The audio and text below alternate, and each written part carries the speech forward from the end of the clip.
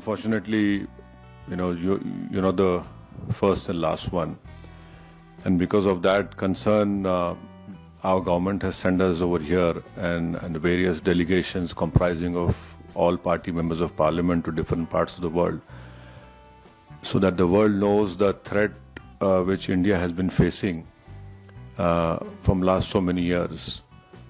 And unfortunately, we have lost huge amount of human lives.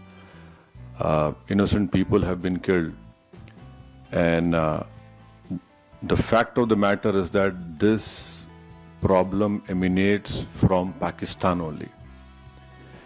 Unless and until Pakistan stops promoting, aiding, sponsoring all these terrorist groups, this issue will not go away. And India has exercised utmost restraint in dealing with this problem. I don't want to reiterate what the head of my delegation, my honorable good friend Jay Panda, has said. But please understand that India has exercised utmost restraint. Even after the Pahalgam attack which took place, in which 26 tourists have lost their lives. And please, understand the enormity of this massacre which took place.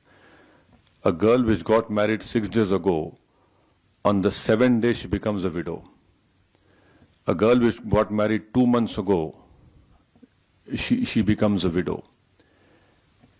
India has all the wherewithal, and inshallah we have all the means to ensure the safety of not only the Indians, but anyone who lives in India. Because if you see on the 9th or 10th of May, when Pakistan unleashed whatever it had, no amount of damage happened in the mainland India. Yes, in the Poonch area, we know what has happened. But the air defense system,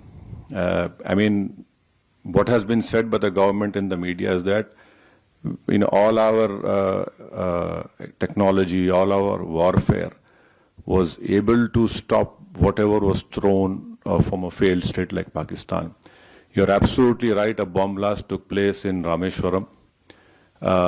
Those culprits have been caught. And let me also remind you that the 26/11 incident which took place in Mumbai, Ajmal Kasab was caught. Ajmal Kasab was given all the due process of the law, wherein Ajmal Kasab went through all the legal process of our country, and ultimately the court gave him the punishment. Even after that, the Indian investigators gave all the evidences which was required to the Pakistani government. They had given proofs, audio recordings.